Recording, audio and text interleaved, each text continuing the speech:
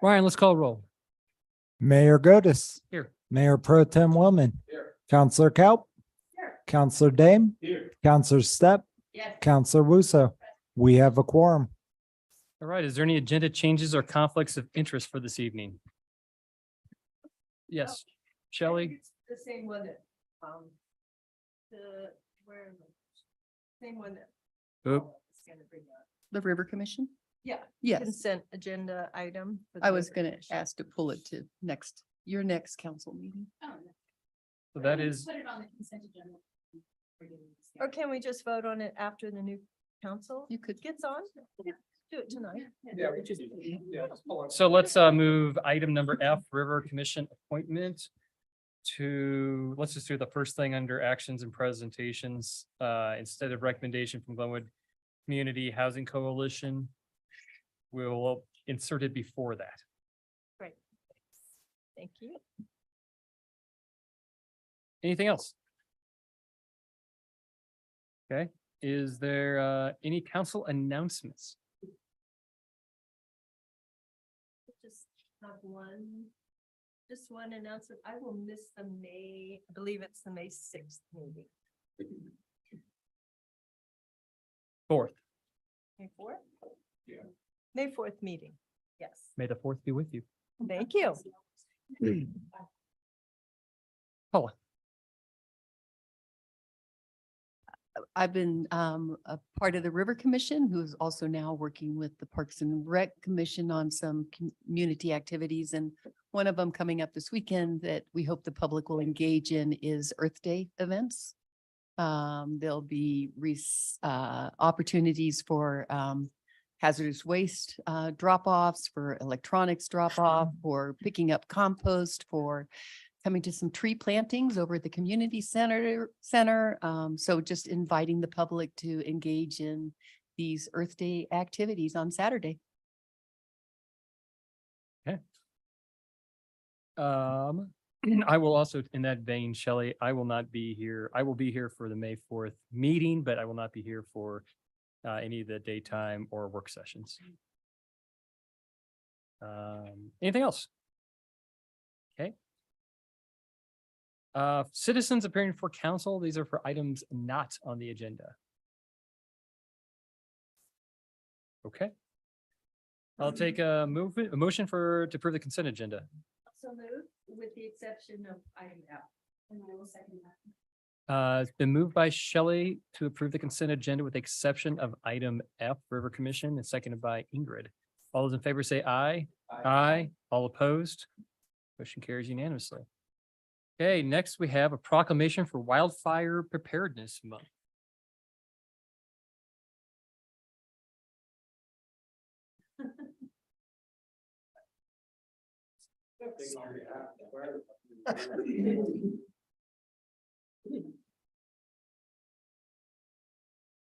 We just had a great presentation on wildfire mitigation today in the work session, so thank you. Gary, we are. I obviously, I'll take credit for inviting. Yeah, well. Whereas 20 of Colorado's largest wildfires have occurred in the last 21 years. Four of the five largest fires in state history have occurred in the last 5 years. And whereas the most destructive fire in state history occurred just 14 months ago, almost doubling the amount of homes lost than the previous record. And whereas the top 5 most destructive fires in state history have occurred in the last 11 years. And whereas warmer temperatures, drought, and continued development in the wildland-urban interface have made wildfire mitigation a top priority for Glenwood Springs Rural Fire Protection District. And whereas Wildfire Preparedness Month is focused on encouraging residents to learn about wildfire safety, take the steps to reduce wildfire risk in and around their homes, and to mitigate the changes of climate change. Now, therefore, I, Jonathan Godus, Mayor of the City of Glenwood Springs, do hereby proclaim this May Wildfire Preparedness Month for the year 2023. Thank you, sir. Thank you.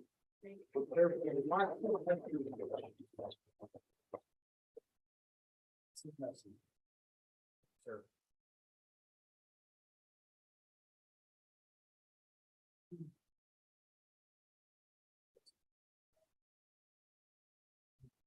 Okay. Item number 10 is outgoing council. This is for all those that are interested where Charlie and Paula, and if Council Hershey comes, we will, they'll say something nice, and then we'll say something nicer to them and thank them and embarrass them. So who's going to go first?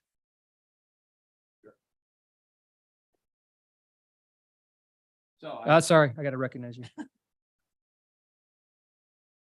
Okay. I want to take everything off the consent agenda. I want to just say thank you to the community for giving me the opportunity to serve the community. I've been working with the community since 2008 in various capacities. And if you want to really look back, I started serving the committee in 1980, and I was the first municipal judge of a court of record. So I've been doing this for more years than some of you have been around. So, but I really have appreciated the opportunity to serve the city and to do my job. And I want to thank council. It's been just a pleasure to work with you over the last 4 years. Some of you less than that, but for those who've been here as long as I have. And then finally, I want to say just thank you to staff. Without the work of staff on a day-to-day level, we as council would not get to do the job that we get to do and do it as well as we do. The dedication that each of you have shown and the time you've spent with me in particular, answering my weird questions from time to time is greatly appreciated. The citizens of this community are well served by the staff, and you don't get the recognition that we get to get up here from time to time. So I want to thank you all very much for the opportunity to work with you. Thanks, Charlie.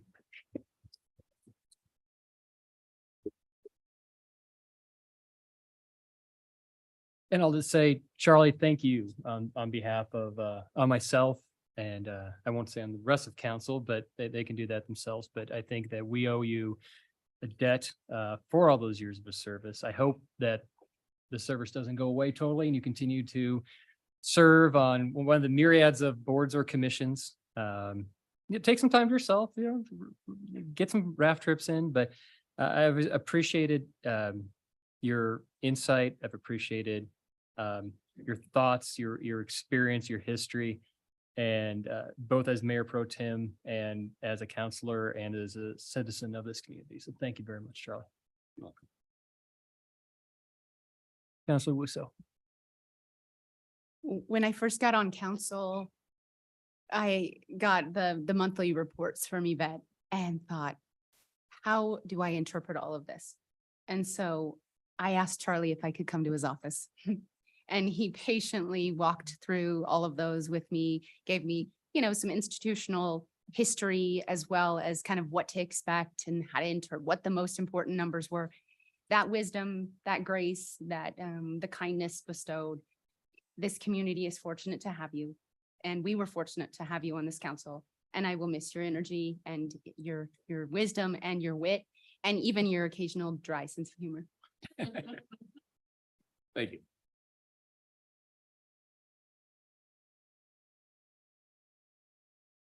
Paula. Can only say, Charlie, it's been a pleasure to work with you. And it's been a pleasure to work with all of this council and the other council members that I came on board and started with. I've seen some transitions. And how you expressed about the staff, I think is, it can't be expressed enough how hard this staff works. And I hope that the community appreciates what they give to us.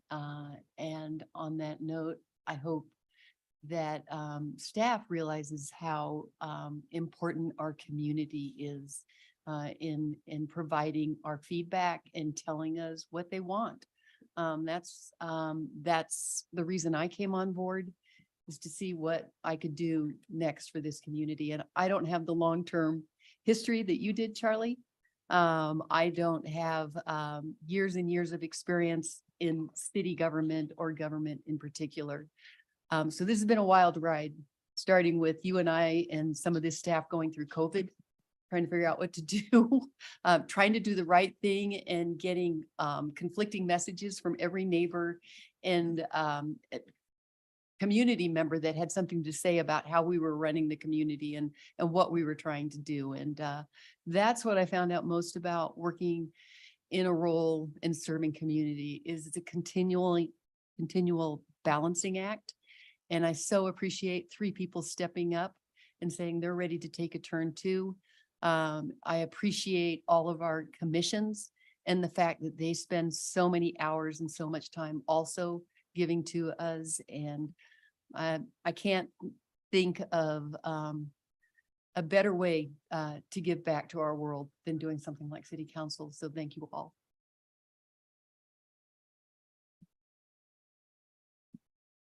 Marco. Okay, real quick, Charlie, as the newest member, thank you for accepting me and showing me the ropes. I've been thrown into this, but you helped me a lot in the beginning.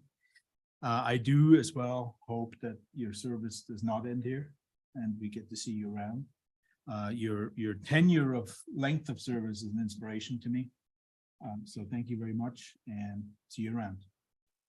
I'll be up there and I want more than 3 minutes.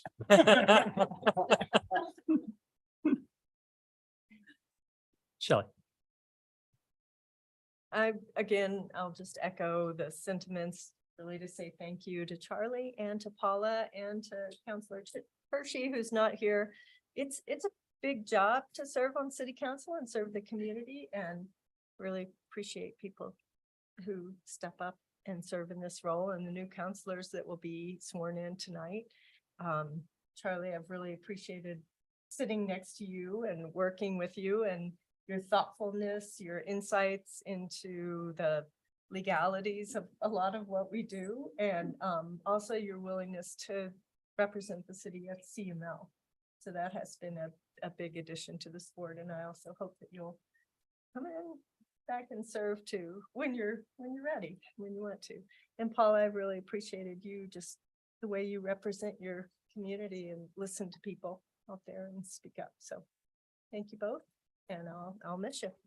And I'd like to add my thanks to Paula. I remember we kind of got to know each other. We went to the first CML conference together over in Breckenridge, and then we get to work together. And your questions are always insightful. Your willingness to look at the issues and like me to watch the budget is, I thought, was just remarkable. And I appreciate all the time and energy you spent here and all the other things you do for this city as well. So thank you very much.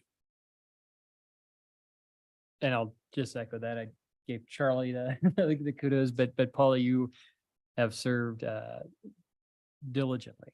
You are always thoughtful. You ask great questions. You really get to where the heart of things are. And I think that is something that too often, I think we can sit up here and go, oh, we skimmed through the staff report, or we did this, but there's a lot of times you bring up things, you have brought up things that have been very valuable to the conversation. So thank you for that. We will miss that. Thank you for your service, continued service hopefully on River Commission. And thank you also for your work with the Middle Colorado watershed. That's really important to our community and the region. And so thank you. Ingrid. Paula, thank you so much for sitting to my right and always being so incredibly prepared for our meetings. Taking the time to go through the packet, not just skimming it and, making sure that you were your eyes got on that work that our staff and our community specialists, they prepared for us. You saw it, you read it, you made it a priority in your life before you came in here. And that's big. It takes, there's a reason that the time commitment is, it's sometimes impressive to make this commitment to do this. And you took it and you gave it 100%. I will miss your energy. I will miss your good questions. Your energy up here is really, really been appreciated. Thank you. I'll miss you. Thank you. Yeah, thank you.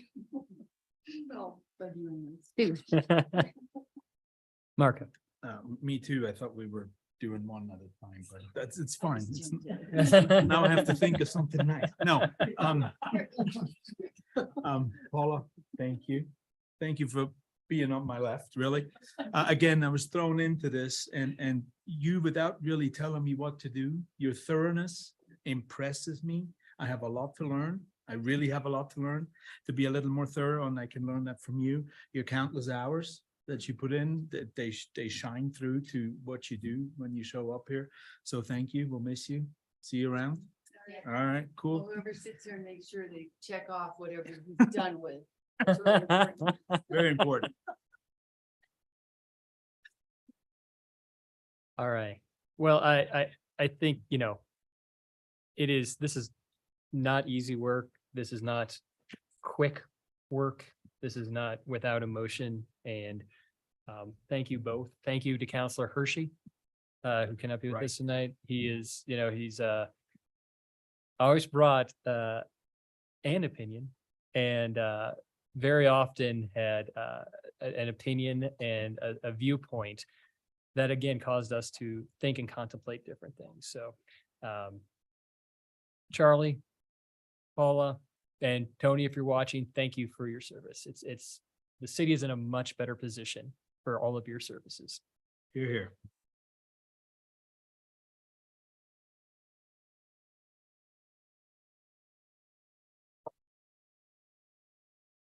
Now, that being said, out with the old, in with the new.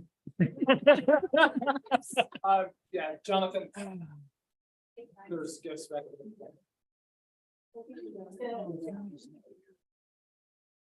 Yes. Comments. Oh. We have a gift bag.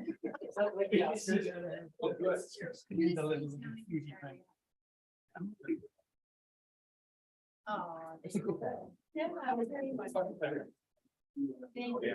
Thank you for all the conversations. You may see me out there, but. Next time you design this, give it another foot. Get these out of the way. As I walk. I will make sure that Councilor Hershey gets this first. Sounds good. Unless it's good stuff. Unless it's full, I was just gonna say, if it's a jacket.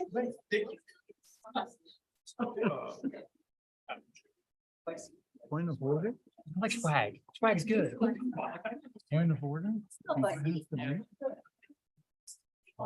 Because I was. You have to get sworn in. Yes, you do. Yeah. You can sit up here and then go. You're supposed to sit down. Yeah. Yeah, don't go out in the audience. It's not like you got. Just leave. No, Again, it's Warner's for that. it doesn't matter. No, you don't understand either one. Thank you. Now I know. Now I know. My goodness. All right. Ryan, are you doing the swearing in? You are. I am. Well, that's what I was told. Whoever you want to have do it. I don't care. Do we have a script?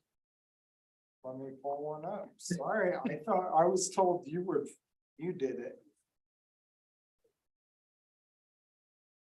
Yeah, the clerk usually does, but it doesn't, any live body. I mean, can Sumner swear in Mitchell and vice versa? Yes. Denied. Anything's. Cole?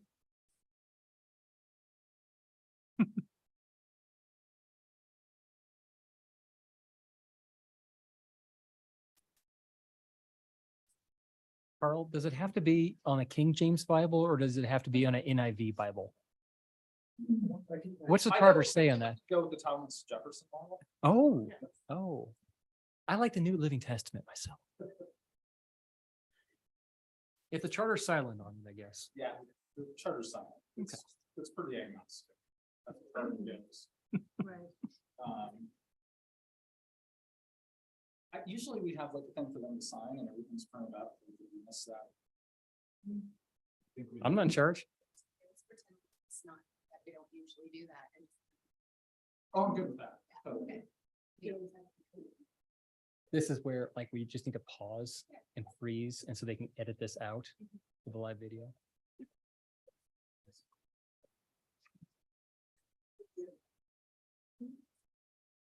Hey, Ryan. Yeah. We want to just do a couple minute recess or are you close? Yeah. We'll recess for a couple minutes.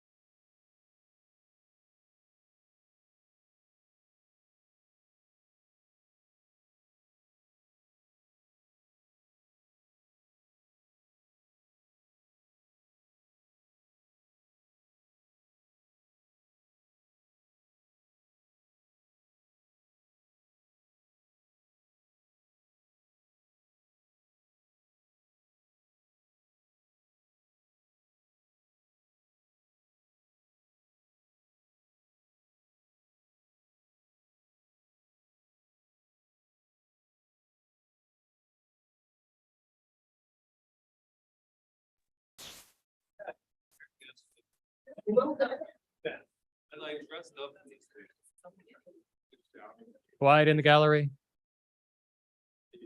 Okay.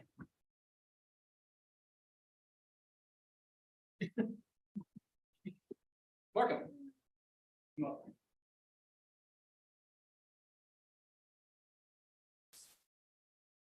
Please raise your right hand. Repeat after me. I, Marco Dane. I, Marco Dane. Upon my oath, do solemnly swear I will protect the constitutions of the United States of America. Upon my oath, will solemnly swear to protect the Constitution of the United States, the state of Colorado, and the charters and ordinances. The state of Colorado and the charter and ordinances.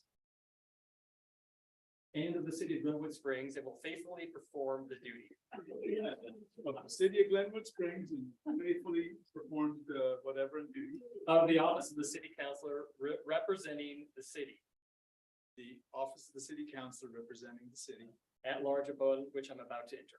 at large upon which I'm upon the issue. Thank you. Thank you. We did it.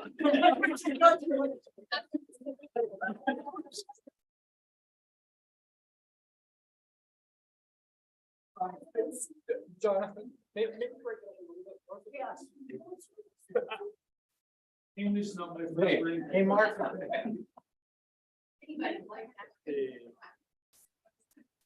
Mr. Shatner.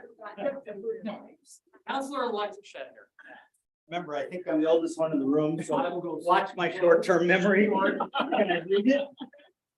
Sumner. Yes. We all know why you have a short-term memory today. No one else? Never mind. Raise your right hand. All right.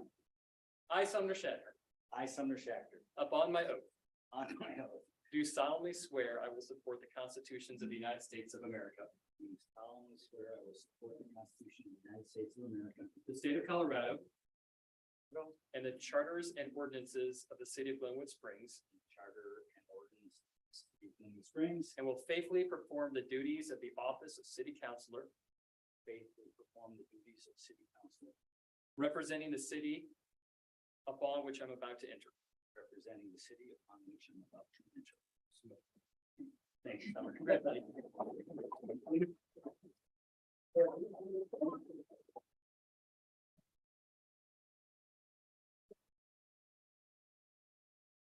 Council-elect Weimer.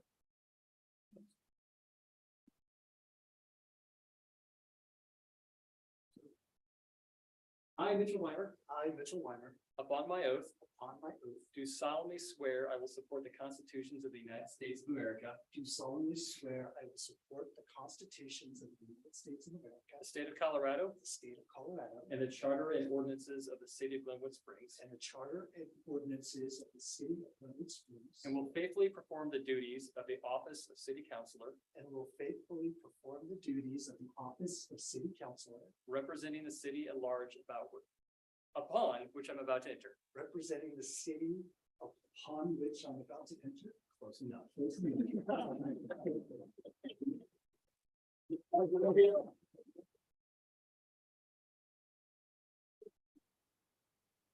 Council-elect Zelinski.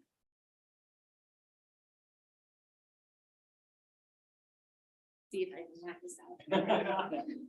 Park West representing. That's right.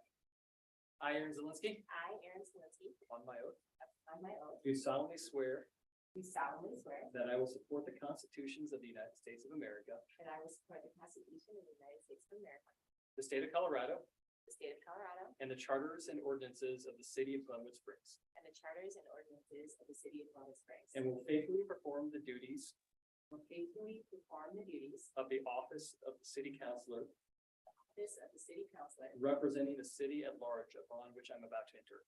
representing the city at large on which.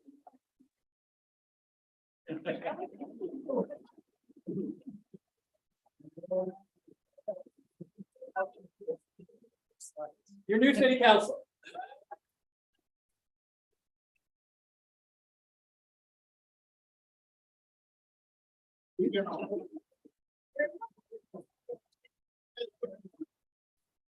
Where to?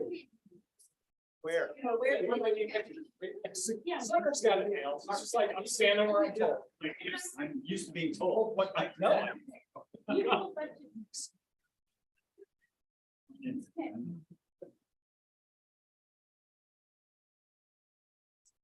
I know it's already starting. Oh, good.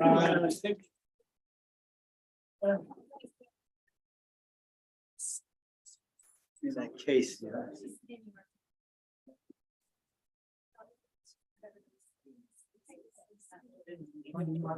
You guys can have stage match later. Or seats better.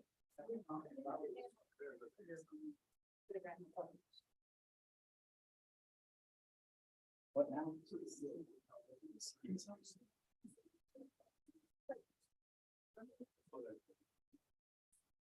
Oh, but it's spelled right here.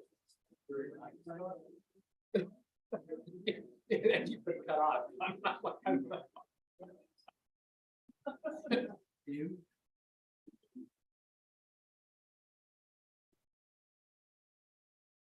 You. Hey, what's going on? Mike.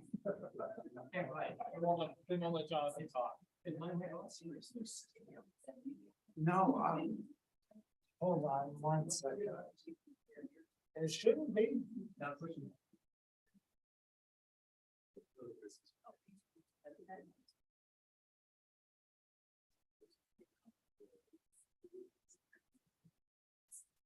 Oh.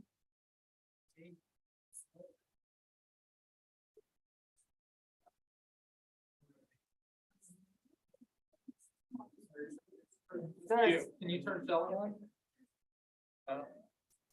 Okay, okay, hold on a second, let me. Mine's working. see this. Yeah, hold on one second, let me.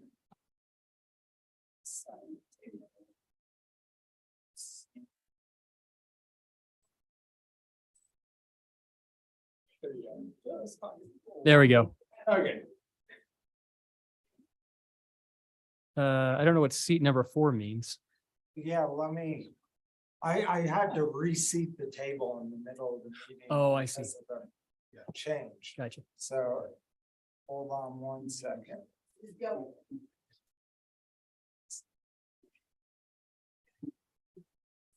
I don't like how this is me again. Well, while you're working on it, I just wanted to say a few words. Prior to this evening's meeting, I posted something on my mayor page. I just wanted to announce, decided to step down from the position of mayor that I've held for the last 4 years. Well, my fellow counselors, staff, and friends and family have known this. It's time for me to make way for new leadership. I believe that the city is on the right track. I'm confident the next mayor, whichever one it is, will continue to build on our successes and make our city an even better place to live, work, and raise a family. I will continue to serve on city council and complete the last 2 years of my term, which I was elected to. Serving as mayor has been one of the greatest privileges of my life. In the last 4 years, we have transformed our local infrastructure, including replacing the 27th Street Bridge, reconstructed South Midland, achieved a 100% renewable electric utility, recovered from the Grizzly Creek fire, the 2021 flooding, the canyon shutdown, pestilence, famine. We vigorously protected the health of both our residents and our businesses from the COVID ravages. We have fought successfully so far against the RMI strip mine and the Uinta Basin oil train, and we need to continue that fight. I'm proud to have instituted a moratorium of vacation rentals to preserve workforce housing. I fought to ban vaping flavors, and introduce the tobacco taxes to protect our youth. I've led for calls for public funding for affordable housing, advocated for the environment, economy, vitality, and diversity. I'm very proud of that. I'm proud of the work this council has done, the previous council, the council before that even. We've done this together as a community. But really, as mentioned by other councilors, I've had the honor to work with a fantastic professional and dedicated city staff. None of these achievements or progress would ever have gotten to this point without them. None of our hopes, goals, or plans that we have sitting up here in the next 2 to 4 years will be possible without them going forward. They are the unsung heroes we often take for granted, and the number one reason that serving in the position of mayor for the last 4 years has been so rewarding. I've been deeply, deeply privileged to serve, and I'm excited to continue to serve for another 2 years with everybody seated up here. And I know that the next mayor is going to continue to make Glenwood Springs with this council and this community and this staff a vibrant, sustainable, and more inclusive community. Thank you.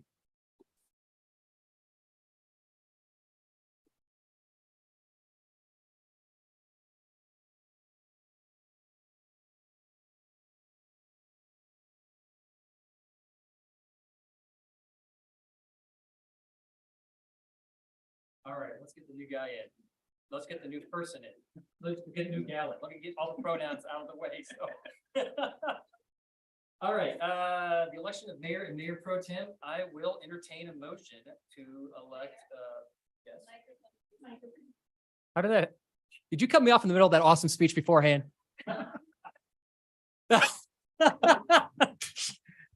All right, I will entertain a motion to nominate the mayor of Glenwood Springs. Marco, Mr. Mayor, I would like to nominate Councilor Russo to be the next mayor of Glenwood Springs. I would second that. It's been moved by Councilor Dame, seconded by current Mayor Godis. Ryan, let's call the question.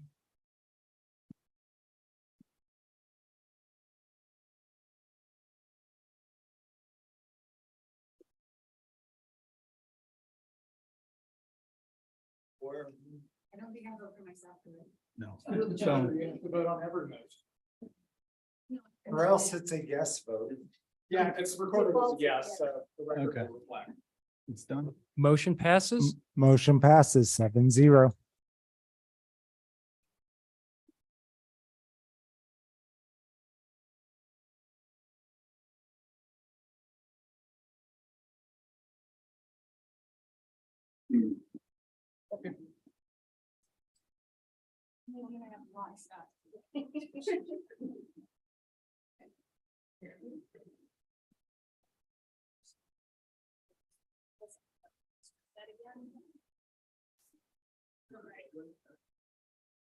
Here we go.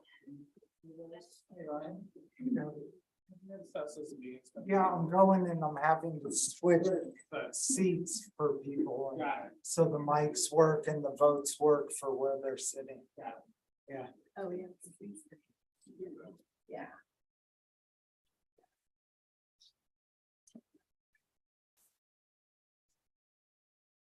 Hold on 1 second, Shelley's, or Ingrid, so I can get your mic.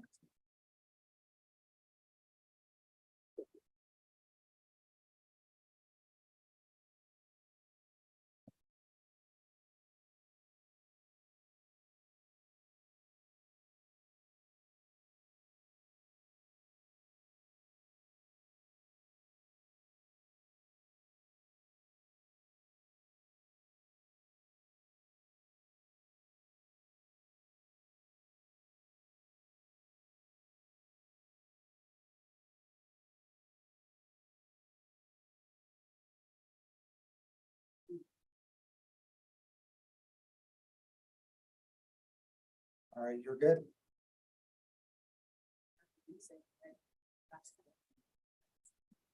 Okay. So first and foremost, I didn't have a speech prepared. So before we appoint our mayor pro tem, I do want to say thank you.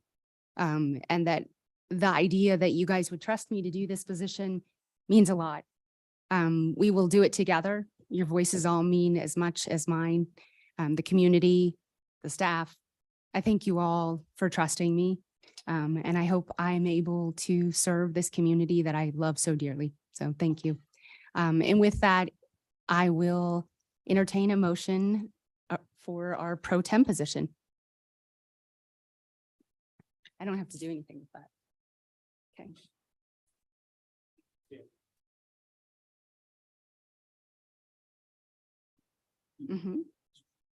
Thank you. Thank God. I'm on. Okay, I would like to nominate Marco Dan as mayor pro tem.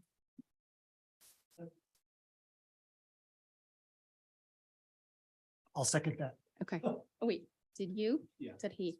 Okay, it's gonna be bumpy. We'll get through it though. Okay, so I'll call the question.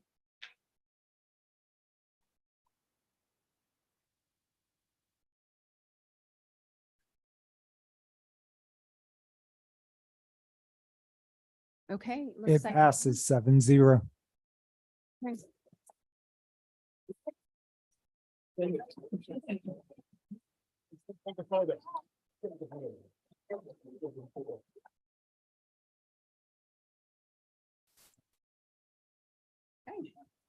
Traditionally, this is navigated match for seats. Oh, If you would, yeah, yeah, no, but we'll deal with that next. yeah. Okay. Let's just deal with that next week. Looks pretty good to me. Yeah. So I think we'll move on then to the proclamation for Arbor Day 2023. Okay.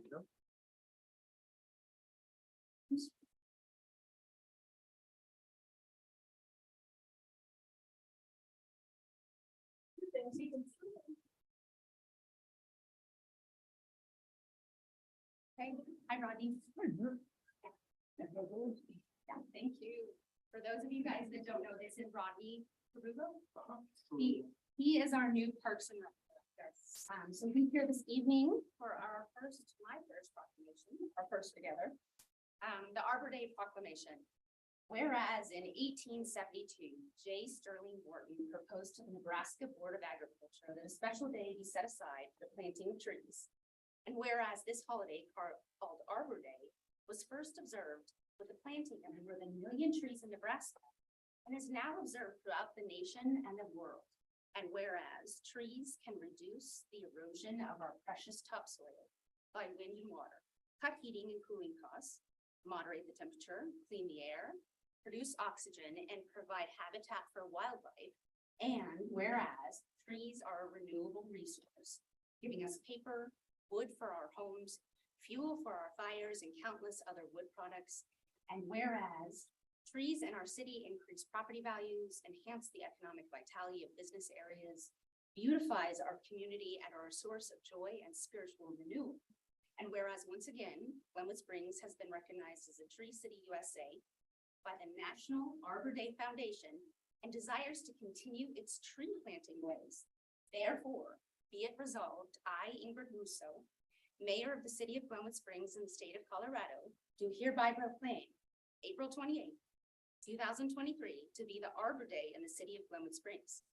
I urge all residents to support efforts to care for our trees and woodlands, to support our city's community forestry programs, and to plant trees to widen the parks and promote the well-being of present and future generations. And witness hereof, or whereof, I have hereunto set my hand and caused the seal of the city of Glenwood Springs, Colorado, to be affixed this 20th day of April in the year 2023.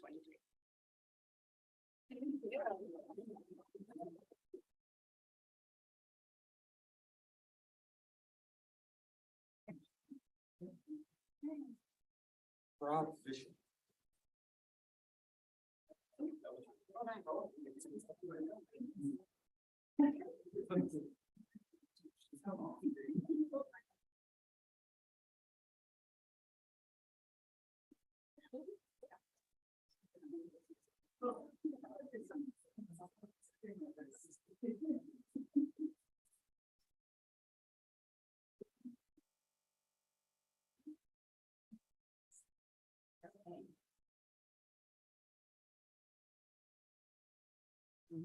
Okay, awesome.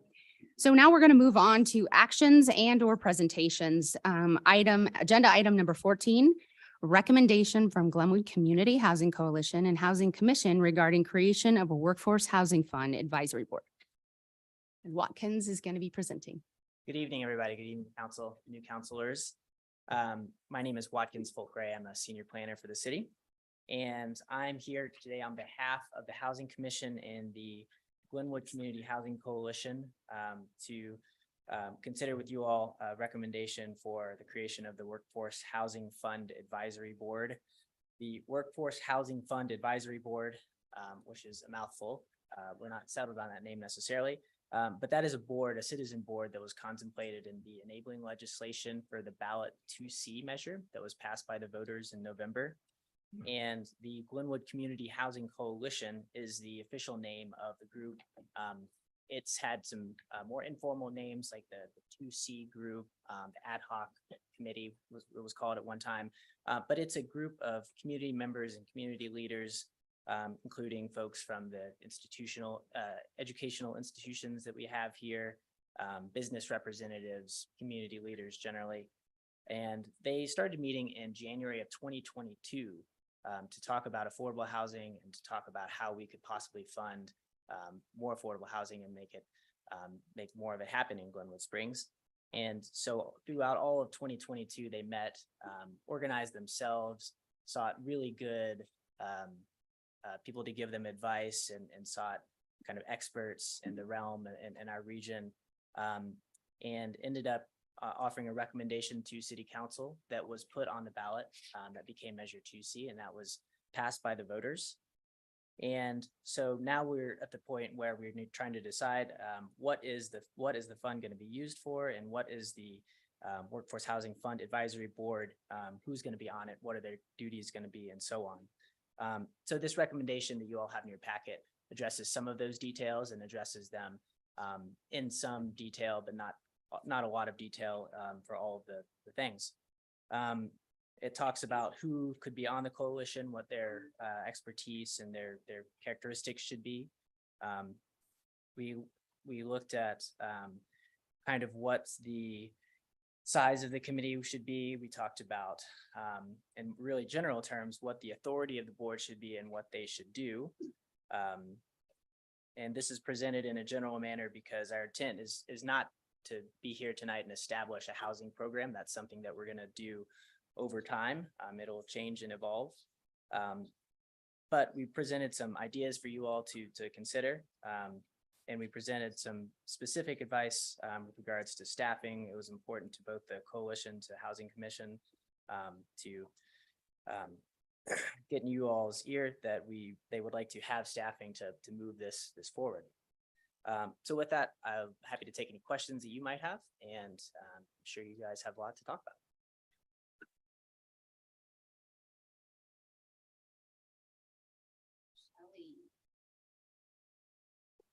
Hi, Watkins, thank you. So are you looking for us to adopt these recommendations tonight, basically, and will that create the board?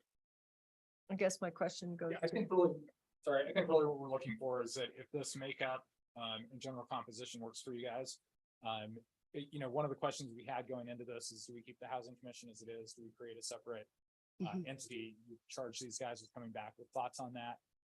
If this is something generally you want to move forward with, I'd come back at the next meeting with an ordinance to formalize that in the code in our boards and commissions section. So I really think it's a matter of, does this make sense to you guys? Is this a composition you're looking for? And then, like Shelley, you had a couple of good changes just in your thoughts about how we frame what they're doing.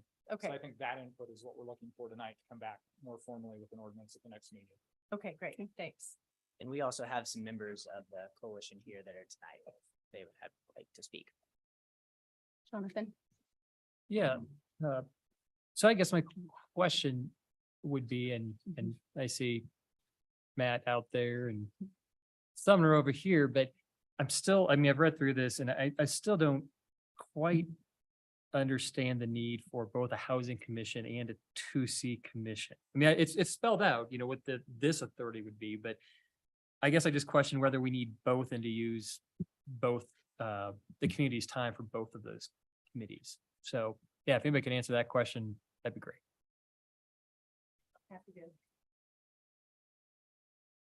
I'm happy to speak. Hold to on that. 1 second. Let go here. No, she's not up there. Oh, okay. I can speak to that a little bit, just being the council liaison for the Housing Commission, because we did talk about it with the group, and Ellen is here, Maria's here, and Matt and Sumner were all on that, but and Ellen has served on the Housing Commission and the ad hoc board. And I think the differences that we see is this advisory board will specifically be in charge of the programs and the projects that go along with the 2C funding. So they will be overseeing that funding, specifically working to those projects, and we want them to be able to focus on that. to really work for the highest efficiencies, the use of that funding.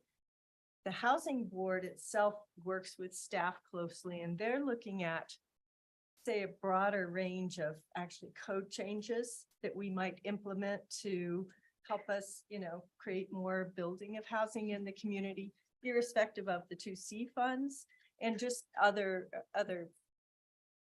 implementation and projects and things like that, where they can move housing along and maybe, reduce the burden of our codes and look at heights and things like that. So that's seen as the differences. And if we put them all together, it'll kind of they'll wash each other out. So that was the Perfect. reasoning. Thank you. That was great for my question. Sumner? What do I do now? Oh, thank you. I just want to add to what Shelley said. The reason to be separate is partly because of the specificity of the task with 2C. And housing is broader. There'll be coordination between the two. There'll be synergy, but housing will deal with policy, code, and broader things. Both will hopefully help us increase our eligibility for 123 funds. But the other major reason, I think, also 2C will be specific time intensive, but it also is an offshoot of the most inclusive, diverse commission and group I've ever seen work in this city. And if we didn't have a separate commission, we would lose some of that diversity and inclusion. And I'm hoping, sitting up here, that as we reach out for commission members, we are very proactive and hesitant to fill positions unless we have representation in the community that represents our population. So those, to me, were very good reasons to have them separate. Thank you. Great. Marco? Thank you. I just have a quick question. Once we create this extra board or new board to deal with the 2C, then we have two boards that deal with housing. Is there a housing manager, housing director in the future that would oversee both commissions? Is that what we're thinking? Or how would that fall into that kind of, it's not really, defined anyway. As I understand it, there is no funding identified for that position. So obviously that's something we would have to talk about.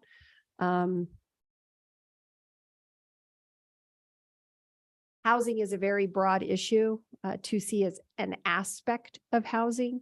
So I think having it live somewhere specifically where that would be, I think there's more conversation needed, but the issue is, where would the funding for that position come from? Thank you. So that said, I think we as a council should start thinking about where the funding should come from and see what we can do over the next few months once this board has been formed. So we have some sort of a leader. Yeah, I would just follow up on that, Marco, that you'll remember during the budget process, I think you guys talked about, and I can't remember who, maybe you or somebody else put forward the idea. And I think you all sort of wanted to wait, have some funding in place and see what this group came back before you made that final decision. So it's not a funded position, and obviously it's up to you guys, but I just, that history for the new council members, that it was discussed during budget and decided to wait until we were here. Thank you, Carl. I think my point was just that we're not letting it go. We got to think about it. So thank you.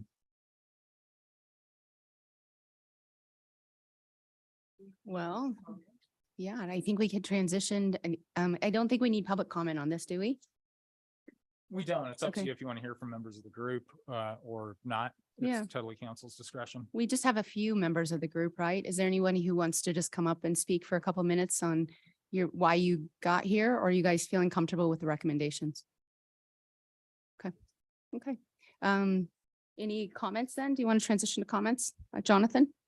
I move that we accept the staff's recommendation for adopting, the staff and the committee's recommendation for adopting the recommendations from the Housing Commission and the Glenwood Community Housing Coalition. Second. Okay, so I'm going to say that now we could actually open it up to comments. So if I'm going to turn Shelley on. Okay. And I would ask if, I did send comments out that I don't believe were forwarded to the whole Yeah, I kind of Council? figured I'd be incorporating those comments into the ordinance if we Okay. got there. And I'll just tell a little bit of what they are and maybe Mhm. Jonathan, if you're willing to amend your motion. The only thing that I changed is under authority of the board. It actually says that the Workforce Housing Board, the role will be to administer the programs and projects. And, boards typically do not administer. They won't be running this. That would be Mhm. that housing person that we will hopefully hire in the near future. So I just changed it to say something along the lines of primary role will be to study and make recommendations on the most effective and efficient workforce housing programs and projects. The board will also provide oversight of the implementation of workforce housing programs and projects and make regular reports to council. So those were my only changes, and Carl can make the language pretty and kind of incorporate it into. I think really, and I think to the to point bring is that. that it's an advisory committee. And Mhm. so I think Shelley wanted to make sure that it didn't seem to implicate, as we've run into occasionally with commissions, that it's not, they're making recommendations to you. You have to have the final authority on spending the money and administering the programs. So would you accept that, Jonathan, just as Amend his, amendments to come back in will it be an ordinance, Carl, or a solution? Ordinance. Jonathan. You're doing great. Thank you. I gotta work on the names. My brother. Kelly, I'd love to, but it says the fund can, let's see, blah, blah, blah. The city council will be in charge of appropriating the funds, but the Workforce Housing Fund Advisory Board may make recommendations and all expenditures will be subject to an annual audit that will be made public. So I'm questioning the ballot language. I know the ballot language was really specific about Yeah. it not being city council. And I think Well, that no, will what it be is, in is line you guys with- are. Oh, I- hold I- on. Sorry. I was just going to say to the point, I think Shelley's just trying to clarify that council is making the appropriations and she's concerned the language makes it sound like the group is making those or making those decisions, not Or making the- those. Well, and specifically too, it makes it sound like the group is actually administering and doing the work. It would be a housing staff person that would actually take the programs and projects and move that project forward, specifically working with, be it developers, partners, whatever that be it, that won't fall, that's not typically the purview of a board Yeah, I'll make that to amendment. administer. Yeah. So, Okay, so, I'm gonna try it. Counselor, oh, you don't need to? Okay, okay. Okay, great. Counselor Weimer. Good. Yeah. So, not a change of language. It was just kind of a comment that came into mind as I was reading through this. We've got the board of 7. I think 7's probably the right number. And Sumner, I think fairly earlier talked about, diversity and making sure that we've got like a good mix. And I was just wondering if as part of that diversity, we also consider having workforce on the board, right? Those people that we kind of have defined as the benefactors of this, initiative also be participating to some extent. I'm not going to give numbers or anything like that, but just a thought that as we think about diversity inclusion, we also think about actual, as we've defined them for the greater purpose, having workforce Yeah. on the board as well. And with the members here, are you receptive to that feedback? I think Okay. if you look. Oh, can you hold on one second? You're welcome to come to the podium. Yep. I think if Oh, just your name I'm and if you're in city limits. Ellen Dole, Thank you. um, In city limits, and you live in city limits. I live right outside city Okay, limits. okay. I'm the 81601. Okay, perfect. Thank you. On the housing. Commission. That's perfect. Thank you, Ellen. If you look at diverse backgrounds, we had a lot of discussion about this as a group, and this was a major concern of ours. And we used the language, diverse backgrounds in professional and lived experiences. So it wasn't just what your profession was, it was what your personal experience would bring to the board, which I think gets a little bit to your issue. And And then also be representative demographics, needs, and lived experiences in the city's population. So I hope, and I think that the group was very comfortable with that language describing who would be the members. Perfect. I think so. Okay, Yeah, I think okay. so. Perfect. I'm going to go ahead and call for the question then.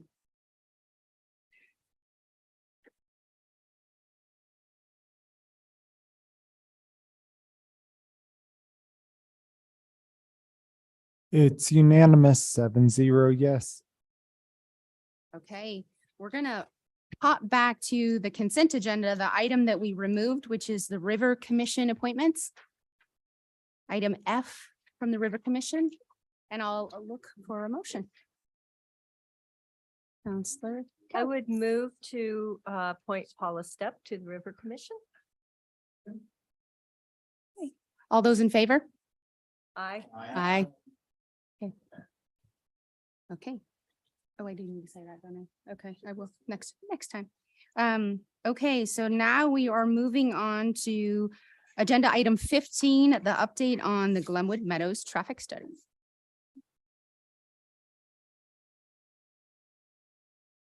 See if I can get this to work.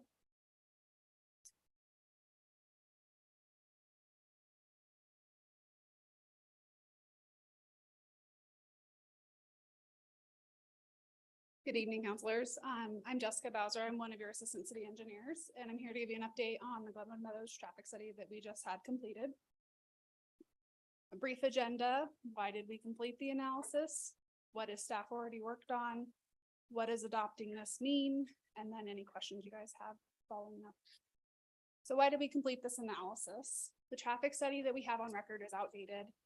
Our access permit with CDOT for the 114 exit was created with this traffic study in 2002. Very old. It only provided a 10-year solution for that interchange. And with the local road safety planning efforts we did document a fatality on Midland Avenue, and speeds have been a concern raised by some of the public. We have new developments going on at the Meadows. And with those developments, we've noticed land uses have changed over time. And we wanted to make sure that the traffic projections we had for the Meadows were accurate with those land use changes. And then RAFTA has a new facility going in with the transit center and some different operations that are occurring. And we want to make sure that we have the most recent study for them to base some of their numbers on. And then of course, for capital improvement planning, what kind of improvements do we need to make along Midland Avenue? And then for what we have already implemented, we have new signal timing for the 8th and Midland signal, as well as the West Meadows and Midland signal. And we're working with our contractor to get those updated here in the next couple of weeks. The Glenwood Meadows roadway repairs are out for bid right now. Actual construction costs will probably alter the scope. Some of our bids have been coming out pretty high. And then we are looking at an alternatives analysis for the Meadows and West Wolfson Road intersection. This report did identify that we need to do some improvements there for safety. I think all of you have driven through there and there's some pretty high speeds. And then what does the adoption mean? The city is acknowledging and accepting the following: what the current traffic counts that we got this year were, what future projections are slated to be, and that future improvements are identified with this report. What those improvements are not definitive. The report does give recommendations of what improvements we can do there. Actual design would determine how that impacts traffic and what the best improvements are. So further analysis will be necessary to determine that based on the site constraints, right-of-way needs, pedestrian safety improvements that we want to see, the best traffic solution, and funding that we have available. So I'll open it up to questions if you have any questions on specific intersections.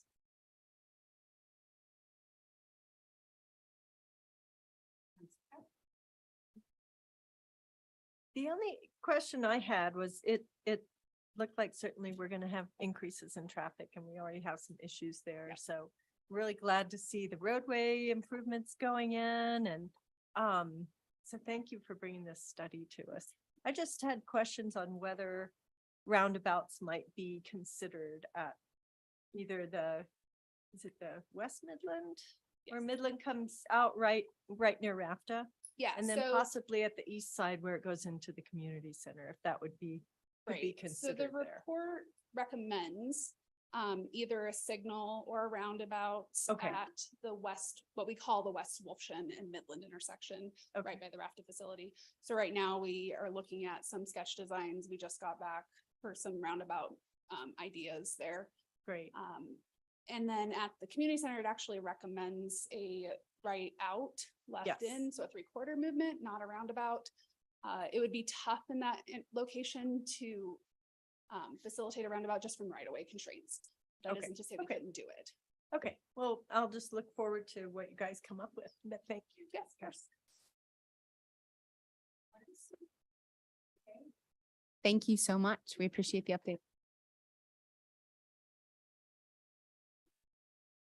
We are moving on to agenda item 16, which is our resolution 2023-12, setting the June 13th, 2023 special election. It looks like Counselor Godus wants to speak. You're up. Yeah, I think, this is last time we had this conversation. I think there's been, I had gotten a lot of calls about taking this to a special election. And so, I think especially with the new councils, it's fair that we ask the question. And so I think the best way to do that is probably to just do a motion that we move and accept resolution 2023-06 to amend the Glenwood Springs Municipal Charter Code 050-080-080 and 050-090-090, expanding retail and medical marijuana sales from 7 to 10 p.m. Further, I think in order to stay within the bounds of the charter, we would probably need to have a special meeting. I would say we do that electronically on or before Tuesday, April 25th.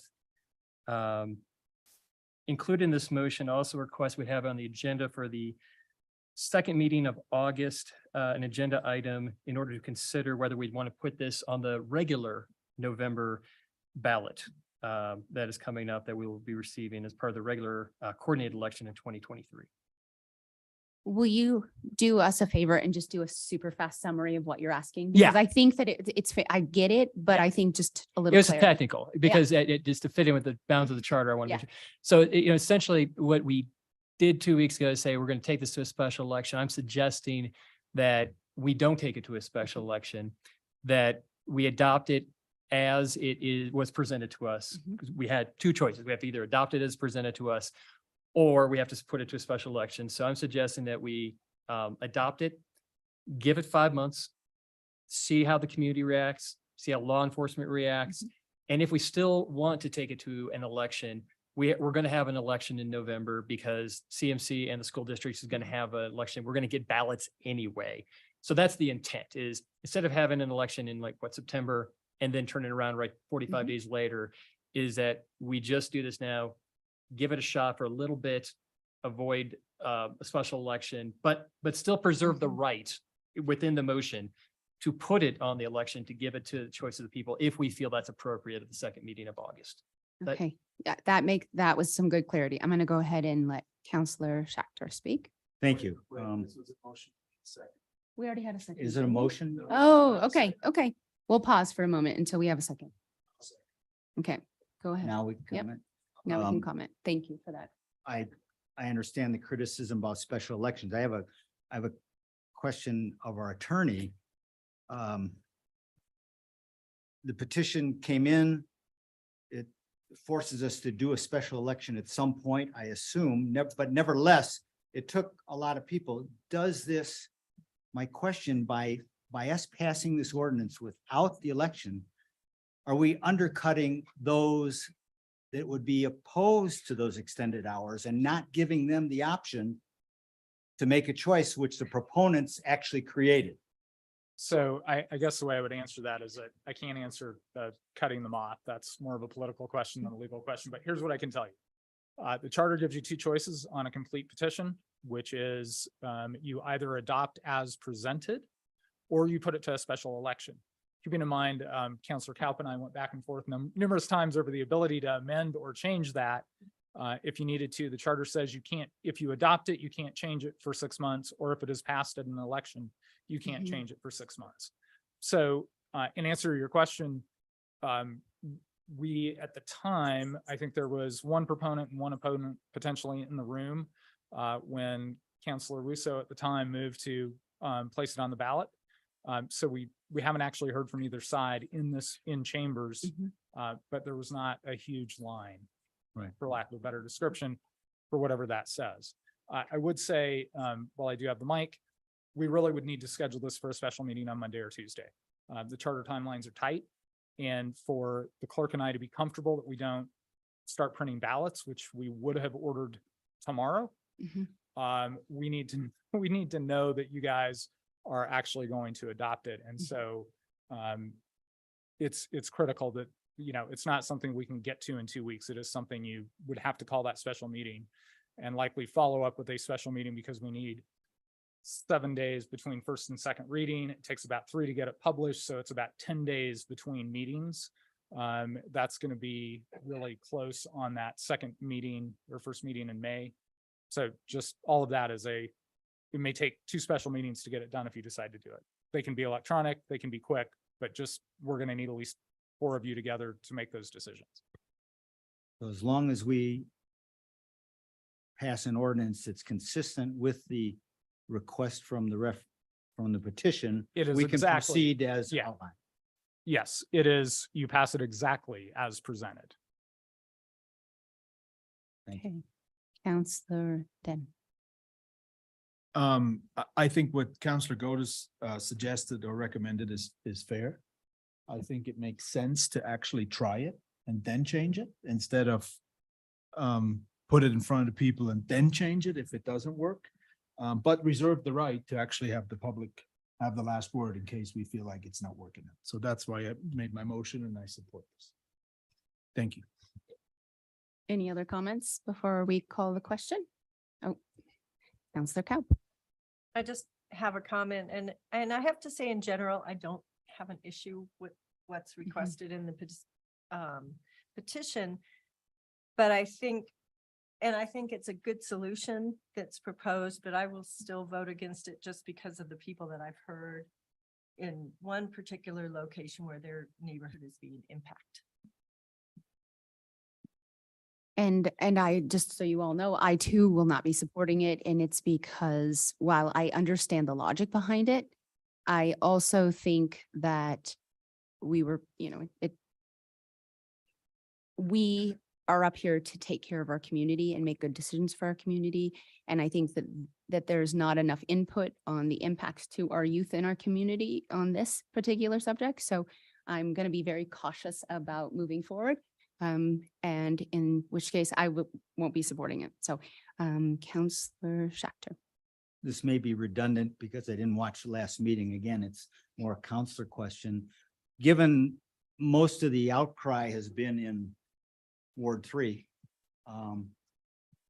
like we do with short-term rentals, do we have the ability to create an ordinance that has something that limits some institutions from a certain distance from residential neighborhoods? We, and I could have Hannah probably speak to the special use permit, and you probably sat for some of those. You certainly can limit those, those distances. You will face particular legal challenges if you try to use that ordinance to eliminate a business that's currently operating, but certainly you could age one out as non-conforming fairly easily. And what I would say is that what you can do is if you feel like there are additional regulations that need to be adopted that don't change those hours, which is what was presented and what the charter says you either have to pass or put on. If you need to refine how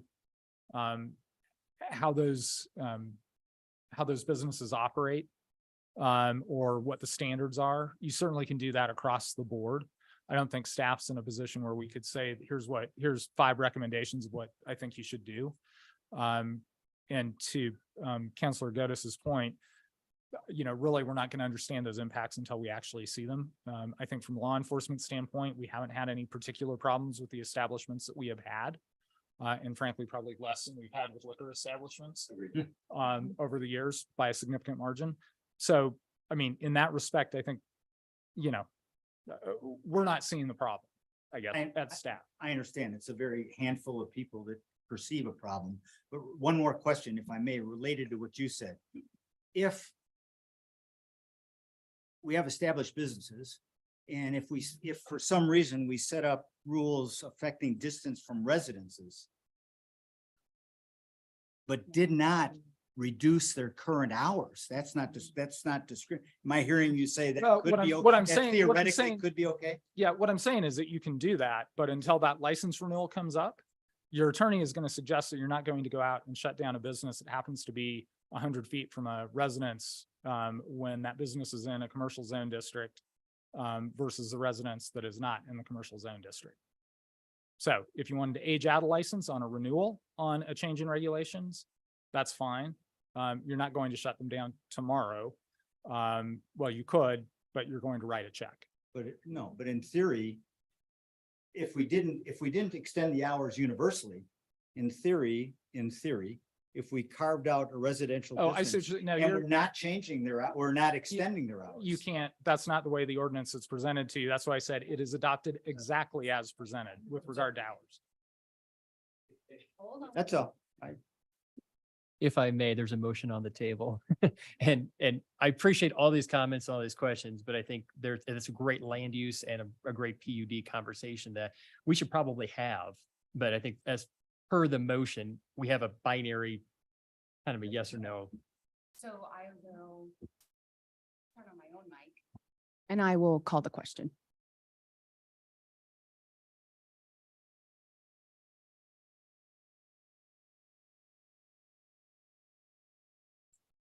Yes, Counselor Zelinski. No, Mayor Wusso. Yes, Counselor Godus. Yes, Mayor Pro Tem Dame.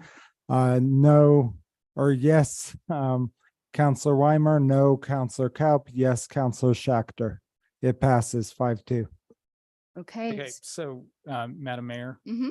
which, just by the way, this is the first time you're my 12th mayor in Glenwood. It's the first time I've said Madam Mhm. Mayor. I Thank appreciate you. that. That's kind of fun. Yeah. We need to schedule a special meeting on Monday or Tuesday. Okay. So, at council's discretion, do you want to do that at noon? Do you want to do, I'm anticipating an electronic meeting, Mhm. but I just want to make sure of people's availability for I'm- 15 minutes. I'm going to request Tuesday. I'm not available. At all. Okay. What about Monday, late afternoon, like 4 o'clock? Okay, I can do that too. Can you do that? Yeah. Okay. Okay, so what I just heard is, what is that, Monday, the 24th At 4 at 4 p.m. PM? 3 items on the agenda, Mhm. roll call, the ordinance, adjournment. Mhm. And this is electronic, this is Zoom. This will be a Zoom meeting. And just because we were obviously a lot of points of clarification, this now means that we are moving that 5 months out. Yeah, if you guys pass it on Monday Mhm. Yep, and then pass it again on second reading. Mhm. Absolutely. okay. Not have- And not having an election for 5 months. Well, I think what the Until motion a was that if regularly it doesn't work in scheduled. 5, we Yeah, can set it on the regular exactly, ballot. And Exactly. That's exactly it. Okay, Maybe I. Mhm. Could I suggest that? hold on 1 second. You're not on. Mhm. Oh, I have to ask. I have to ask. You should ask, yes. Things are different. We have learning curves here. So we have to have a second meeting. Yeah. Can we just take this opportunity right now, since we're all here, to set the second meeting as well? Yeah, because we'll get published on Wednesday. So it's gotta be Wednesday. We can't do it on the regular meeting? Yeah, which is We should, Thursday. if it gets published on Wednesday, we should be able to do it on the Yeah. regular Okay, meeting on the great. 4th. It's all a matter of Perfect. if it gets public. That's why Monday was better for us and Perfect. to avoid a second special. Okay. Okay. So we will move on to council comments.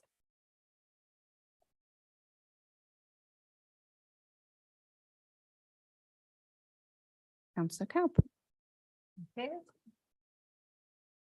Have to find my council comments. Let's see.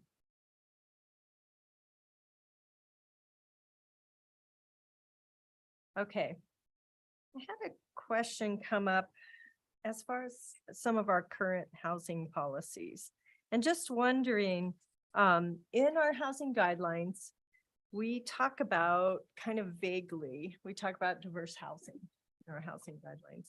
But we've also now just adopted a comp plan that acknowledges that we need diverse housing, but and we hear a lot about how we've had a lot of apartments in the last few years, but we really have a need for entry level, for purchase, for sale homes. And other housing, senior housing, other different types of housing than necessarily what the free market is bringing us. So I guess I'm interested in if the council would be open to a discussion about cleaning up that policy and creating a more specific policy on what we want to see if a housing development comes to us, and how specific we can get, and maybe give direction to staff to be able to work with developers before they spend a lot of money on a development process, but to say, you know, this is what we're looking for. We're looking for a mix that gives us, you know, diversity of size, diversity of who you're serving, and diversity of for rent versus for sale units. And I'd like to do that as soon as Yeah, and- possible. and for clarity, you're really talking about amending 070. When you say guidelines or Yeah. policy, you're really talking about Is the it requirements 035 inside. or? Yeah, zero, I can't remember the subsection. Okay. We're really talking about a code amendment. And that will need to go to the planning commission. If there's clear direction tonight, I may talk the planning director into, you know, mentioning it to the planning commission next week. Okay, just to move it forward. So you would be looking for general support from council on that? Yeah, I think we need some direction, consensus, or even a motion giving us direction to consider that and start that process as a code text amendment. Okay, so I would move that we direct staff and the Planning and Zoning Commission to look at coming up with some more specific recommendations to work towards our strategic housing needs and codify them. Second.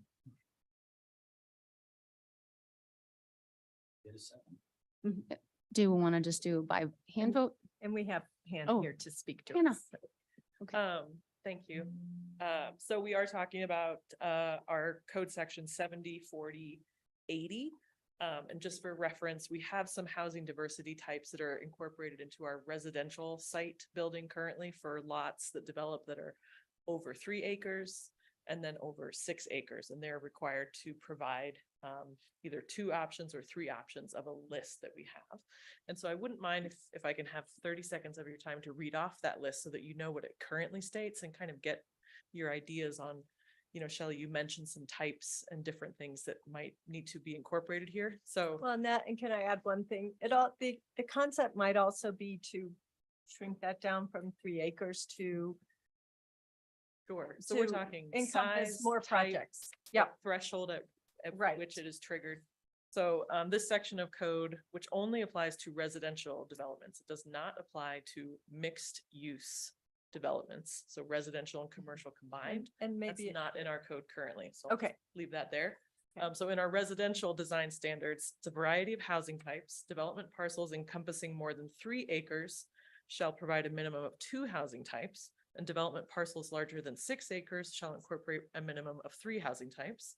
The following types are detached single-family dwellings, accessory dwelling units, 2-family dwellings, single-family townhouse dwellings, or multifamily dwellings other than 2-family or townhouse. So those are the categories that we currently have that would apply to residential only. And staff in reviewing this and thinking about it, you know, there is an argument to be made that get pulled through for residential development, no matter where it happens, whether it's residential alone or in our mixed use design standards as well. right. And maybe that's more the solution too. I guess I'd be interested in. But then a little bit of history on the application of this. The most recent example that some of you will remember is the Bell Rippey project by Walmart. As they went through the approval process, they were required to provide 2 housing types. And they were actually the first larger development that we didn't hand out a variance to for the specific code language. Most of the developments preceding them received variances around this. So they were the first ones that council decided it's time that we actually implement this. And so they have, I believe, 4 or 5 apartment complex buildings and a duplex. And that was acceptable. One duplex. That met the standard Okay. as it currently is written. So I guess that's what I'm referring to as far as tightening this up to really look at, we're working on our strategic housing plan, but really also look at, we have a sense and we have data on what this community needs and how do we drive development to give us what we need. That's what I'm looking for. Maybe the rest of council has comments. Does anyone else want to comment before we vote? Marco? Oh, Sumner, sorry. Here you go. Oh, don't push it again, okay? That's okay. There you go. I agree with Shelley wholeheartedly that we need to, I think, tweak the code more as time goes on to say, not react to developers that are meeting the code, but make sure the code reflects what Glenwood wants going forward. And if I'm hearing Shelley, I don't think it does. And I think Bell Rippey is actually a great example going forward. If we want more opportunities for ownership, then we need to change the ratios and requirements in the code, because Bell Rippey is an example of dozens of market rentals and a token home ownership opportunity. So I think that's a great opportunity. For clarification, the duplex is not home ownership. It is Oh, also. it's rental also. Yeah. Even more of an example. Mhm. So the Yeah. types don't reflect what our needs are or what we're hearing going forward. Thank you. Okay. Our city manager, did you have a comment? Yes, and so I agree because Hannah and I did talk about that. I think it's very important, not only because of what we're seeing at the state level and how we want to talk about what our community needs. And so I think, one, looking at the housing analysis that was done, and I know that's probably needs to be looked at again just to update it with it. But I think when I asked the question of what was the trigger, and it was the 3 acres. And so I agree that those triggers need to have, or, there need to be more than just one, just absolute sheer size. And I agree that it probably should be looked at as both residential and mixed use, because we're likely to see different combinations. And I think tightening it up to include that it shouldn't be a token. I don't know, and this would be a discussion for, should it be a percentage or whatever, but I think we're seeing very clearly from the discussion. I keep looking at Councilor Goetz because he was cast, in all those discussions that we had, that, we don't want someone setting a target for us, and we want to look at our community and what our needs are. And I think token's not going to get us to where I think the community and the group wants, but I think it's going to need to be probably all of those things brought into it, and it probably be, I'm guessing, a very robust discussion. Councilor Goetz. Yeah, I think that token, that duplex, that random duplex just doesn't do anything. I think when we're talking about diversity required development, and I'd also say though, I mean, we'll have a further conversation, but I want to give enough guidance, because I don't know that diversity is necessarily ownership either, because if we do ownership, maybe diversity is a number of townhomes, like to your point, percentages, or number of 3 bedrooms. But if we require ownership with the way the laws are currently, with construction defect laws, and, sometimes the free market just has to play out. But if we require a certain amount to be for sale, I suspect we'll either stop development altogether, potentially, that might be an unintended consequence, or we might have a lot of unaffordable for sale units. So unless we're going to include affordability as part of that diversity menu, 5 of the 15 or whatever we're talking about, I don't know that it serves the community to have $800,000 unaffordable 2-bedroom condos that we force a developer to do that may or may not kill potentially a really good development. So I think let's talk diversity, but diversity of affordability, diversity of size, diversity of type, and I trust our staff to bring back some options. And P and Z. Yes. Yeah. Yes, of course. But we still have a motion on the table. Counselor Deb? Just real quick, and yes, I agree, Shelley, absolutely. I think we should look at this. And I agree with your comments as well. I'm just gonna say 3 words: growth management plan. This would take care of all of this. It's a little bit, not the happiest document, but it would take care of some of this. So anyway, thank you. Are we all set? Anybody? Okay. Let's call a question.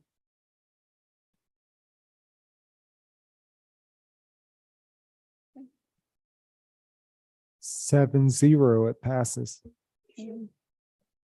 So we'll return to council comments. Did anybody else have anything they wanted to add this evening? Oh. You popped off. Okay, Counselor Dunn. Oh, okay. Let's see, a couple of things. First thing I want to talk, well, first of all, welcome, new council members. Thank you for stepping up to the plate. Thanks for being here and wanting to play with us. Appreciate it. Secondly, I was wondering if council would be interested in talking about the time we spent every other Thursday together. See if there's a schedule we want to talk about, see if we want to keep doing the mornings, afternoon, whatever. See if you guys want to spend 15 minutes in a workshop and actually talk about that. Would it work for you if at our next meeting, we put an item like at the very beginning? I'd of the like day? Shelley to be here if that's okay. Oh, So I absolutely. was thinking maybe the second meeting of May, so you can be included. Sure, we don't have to delay it. I mean. We'd It's- like your feedback though. There's no rush. I just thought we should all talk Yeah. about this to see if this is something that we want to That's do. great. That'd be great. Yeah. The other thing is, maybe it's time to look at our home rule chapter to Mhm. see if charter, sorry. Charter, yeah. Chapter charter. See if we want to do some amendments to that. I don't know what that would entail, but. Sure. Thank you, Carl. Yeah. Optimistic as always. That's great. The other thing is, I don't know when the last strategic plan, council strategic plan was formulated, but maybe it's time for an update as well. So maybe we should put that on one of the workshops here or a retreat or something like that. And this is all the housekeeping stuff I have. So that's it for me. Thank Great. you. Those were really. Oh, Counselor Godus. Okay. You brought up some good points. I absolutely think we should have on a agenda because we will have an election in November, regardless of what's Yeah. the totality of what's on it. Every citizen in Glenwood will receive a ballot, and I think that is we should contemplate what we want to put as questions. I think that we've heard a lot of feedback. I think we should at least have a conversation with this council. We had a conversation with the previous council, but this is a fairly new council about when we have elections, who's elected, what's elected. So I think that I agree with that. And I think sooner rather than later on that one, probably. I think that as far as Wednesday or Thursday morning meetings, I think that's a fantastic idea. Let's get together. Let's, have it. Welcome to new council members. Excited to start this next session with you. The last time we had a strategic plan was with, I think it's like 3.5 years ago. Okay. So I don't know that Ingrid was part of I it. have I not don't know been that part of anybody one. but Shelley and I were part of it. Yep. So I think Yeah. it's time to at least take, Yeah. we have a good basis. A lot of work went into that. And I think there's a good basis, but I think we at least need to look at it and see if we want to tweak it, adopt it, re-adopt it. And have Beverly be part. Yeah. Yeah. And then, lastly, congratulations to Counselor Dame and Counselor Wusso, or Mayor Wusso Guess so. and Mayor Pro Tem Dem. Looking forward to this council and your leadership. Thank you. Anyone else? Okay, well, my first evening here as mayor, I'll just say thank you guys so much. I look forward to the next couple of years with you, and I hope that we can work together for the good of Glenwood. I also hope that you can, we can rise up all together and support each other in our positions here, work really well together as a council, have diverse ideas, and yet work that sausage making into the best thing for our community. So I thank you so much. Thanks for your willingness to serve. And thanks for your willingness to serve with me and your trust. And then in more traditional council comments, there is an organization called Stepping Stones in Carbondale. It is a really great youth organization, kind of started after school programs, but they're really supporting the youth of that community, and they would like to expand to either Basalt or to Glenwood. And they would like to present and share a little bit about their organization and see if it's a good fit. And I'm curious if you guys would be comfortable having them on a work session. Is that just a general, pretty good? Okay, awesome. Thanks, you guys. I appreciate it. And with that, we'll switch gears to city manager, city attorney. So I wanted to ask. Yes, just so I couldn't see, there's a nice white sheet of paper right there. So I was going to have Matt come and give a quick update on the mud flow issue because it progressed. So I thought this would be a good opportunity both for the council to get that information as well as the public who may or may not be watching. Good evening, council. Welcome new council members. I will say it wouldn't be a normal year in the city of Glenwood Springs if we didn't have a small or large natural disaster of some form. Kind of getting used to it at this point. I think new city manager was like, how's it going? Yeah, it's normal. Yeah. And that's kind of the reaction we have anymore. But yes, we did have mud flow. We're labeling it mud flow because it was pretty watery, and there's a definition between mud flow versus debris flow. It did bring some debris down. Happened on about 3:30 on the 12th.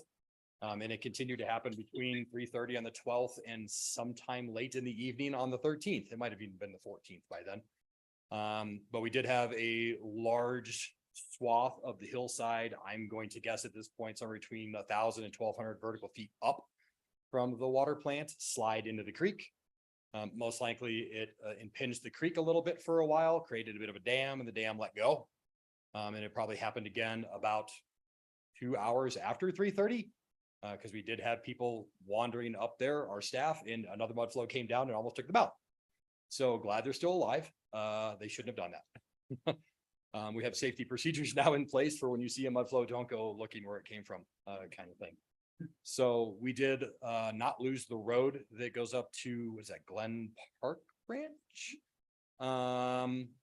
Basically because it was a solid block of ice. If it was summertime, the road would have been destroyed pretty quickly. There's a 36-inch culvert that goes underneath of it. It clogged up within the first probably 30 seconds of that mud flow, went over top of it. It went down the creek, it went down the road, almost hit the water plant, diverted out of the creek several places. At one point, it was actually going directly into the backside of our 2 million gallon water tank and trying to erode the sides of it out. So we had to do what we did. We rediverted the creek back into the creek during a 12-hour period. Felt pretty good about it, went to sleep for about an hour and a half. The cops called, we got back up and did it again in the middle of the night with 2 pieces of machinery and a bunch of staff who were spectacular. So at this point, the creek has maintained itself in its current location. We do have Goulder and Associates getting us proposal to do some work with us, try to figure out, this is not going to stop tomorrow kind of thing, because the hillside is starting to slide. And once it starts to slide, it kind of undermines the next layer and the next layer, the next layer. So we're going to figure out what the ramifications are of that and what we can do fairly simply. I say that jokingly, to try to remedy the situation in the future. We have reinforced the road. We have reinforced and barricaded basically the water plant into a safe spot. We already have JCI working on proposals on how to put the road back together. Because if you've walked it at all, which you can, just be cautious because I don't know when the hill is going to let go. It actually let go 2 days ago again in another fashion. Much milder. You can walk up the creek. If it's slightly pink, probably good. If it's really, really red, then something just happened because it changes color actually quite quickly. And you know that more has slid. Oh, and the police department has been helping us with drone photos to see what's sliding, how fast it's sliding, how much acreage it is. So we're feeding all that over to Goulder and Associates so they can help us with this problem. But the public can go up there. We'll be working on the road a lot. So the less of the public is better for the next few weeks. It did undermine half of the new road that we just built down towards the gate. So we'll have to cut that back out and put it back in. There is a ditch that goes around the east side of that road. It did compromise the ditch for a short amount of time. Luckily, some local neighbors woke up at about 12:30, noticed it was in their backyard. Put some dirt in there, and then I came and sandbagged it about 30 minutes later. So we're gonna beef that ditch up a little bit, but it's basically a roadside swale. It was never intended to carry the entire flow of the creek, but it did for a very short amount of time, mostly. But we will continue with this process. There will be at least one good report coming that makes recommendations on what to do with the problem. We will rebuild the road. We are looking if we can actually get some money from CIRSA for helping us with the process. It's partly an insurance claim, and they seem to be willing to help us partly. And then we are making sure that as best as possible, the two residents that are actually up at Glen Park have access up and down. We have their phone numbers, so we're communicating with them as much as humanly possible. So I will kind of stop at that. Do you have any questions? Yeah. Just one quick one, is the new mixing box tank we were building, was that impacted? No, amazingly enough, Okay. the creek followed the road, tried to hop a berm to get to the water plant, and it didn't. Went Okay. back around and then hop right back in the creek. So it inundated / destroyed, I don't know, 1,300 feet of road.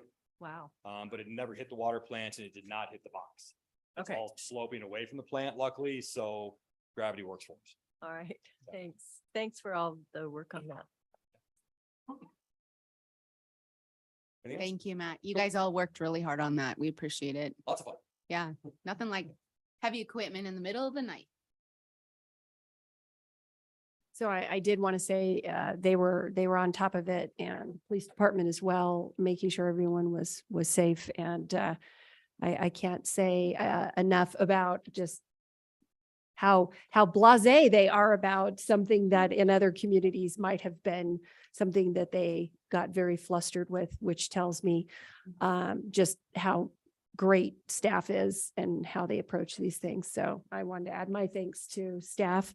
But I also wanted to say, welcome aboard. I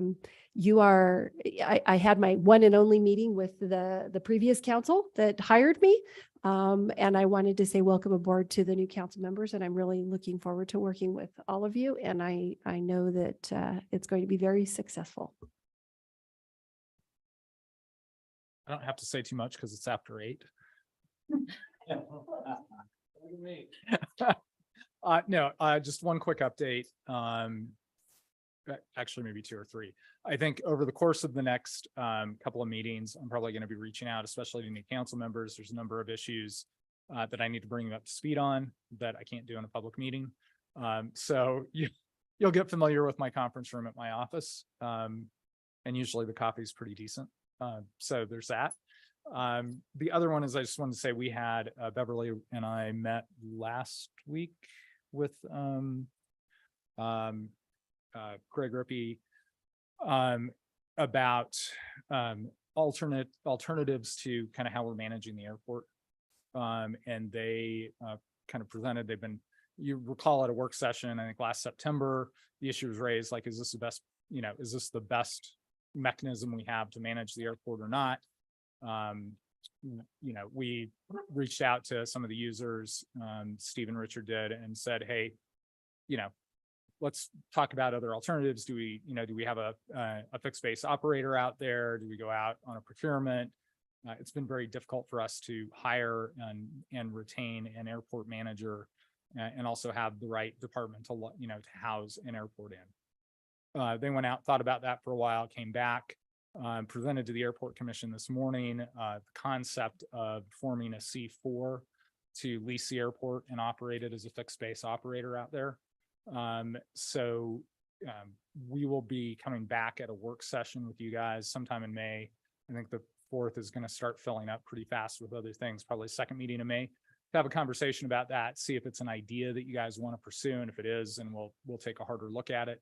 The Airport Commission this morning did make a recommendation for council to take a hard look at it and decide whether it was a concept you wanted to pursue or not.